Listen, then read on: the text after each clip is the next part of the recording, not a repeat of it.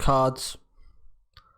Flashcards are pretty straightforward, so I'm not going to insult your intelligence by explaining to you that, you put a question on one side and then on the flip side, which is the other side here, you put the answer to that question you put on the...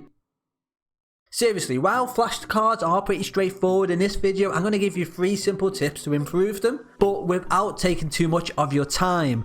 I'm not sure you've seen, but all over YouTube and on the internet in general, there's a lot of ideas to make really interesting flashcards, but I can't help but think I do not have the time to make, really unique, colourful, illustrated, coded flashcards. I'm doing 4 A-levels. I've got like 1,000 of these to make and a week to make them in. That's a joke. You get my point. You need to be able to make flashcards quickly and efficiently while making sure they are effective as a revision strategy. Flashcards are an effective revision strategy, but they're not for everyone. However, they're very good at reflecting what an exam would be like, because you don't know what the question would be on the exam or what information that you're going to need to recall. So by having a lot of flashcards and being able to randomly pick and answer them will really increase your chances of succeeding in any exam. Well, with that being said, let's give you 3 of my best tips to drastically improve your flashcards. Make it colourful. Firstly, making it colourful will make it a little bit more inviting to the eye,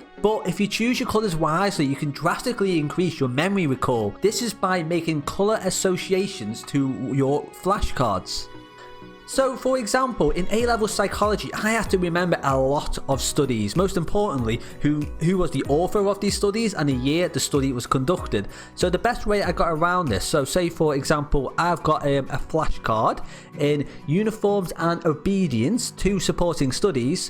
What I generally look to do is I would write my studies in blue. I would actually write them in blue or red, depending on whether it was a positive or a negative study for supporting the topic at hand. I would also write the author and the year in green. And the way this helped was I was able to visualize the colors when thinking about the flashcards. I knew if I needed a positive study in the exam, I needed to think about the color blue, and then when I could think about the study, I used to visualize the green color next to it, because that would tell me the author and the year. You can choose your own colors, of course, but the most important thing is that you keep it consistent across not just your flashcards but any other revision, like your mind maps. I would always use green for the study and the study year. I'd use blue for like positive points. I'd use red for negative points. I'll generally use the color black for factual information like definitions, and this really helped me with my own revision. And it's pretty simple just to pick up a different color pen for different parts of writing on your flashcard. Let me know if you agree with that, but let's move on to our next point. I'm not sure if you noticed my world-class artwork, but what I've drew here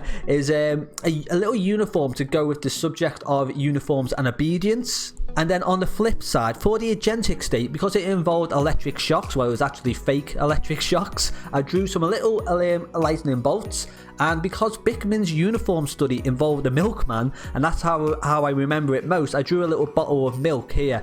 And it's long been said that pictures paint 1,000 words, and with that, our memory's supposed to improve if we associate information with pictures.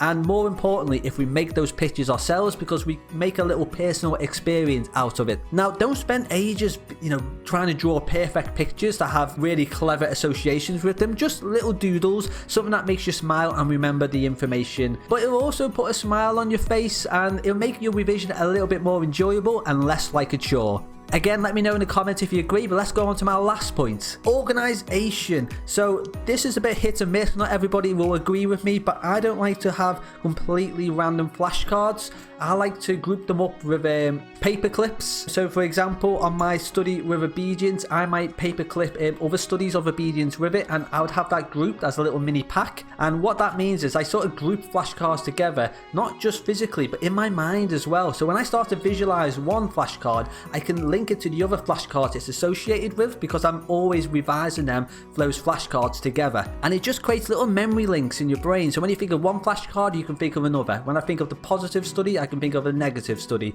And it just helps group information together in your brain, physically, and the flashcards as well as your brain. So I don't really think it takes much just to add a few different color pens to your pencil case, make a few little doodles on your flashcards and group them together in organized forms. It really won't add much time to creating flashcards, but it will drastically improve your revision. You will increase your memory recall speed, and you can make revision a little bit more enjoyable and overall effective. But flashcards can only really be part of your revision strategy, so make sure you check out the rest of my videos. If you have any suggestions about this video, leave them below below. If you have found this video useful, remember, please click the like button. And if you want to see more, please consider subscribing. My name's Joshua, and I hope to see you in the next video. Thank you for watching. Bye bye. And the way that... So I don't think it... Flashcards are... If you like this video and want to support the channel a little bit further, go down in the link below where you can buy an Oxford Campus notebook. Really are the best notebooks, and I'm not just saying that for the affiliate marketing fee.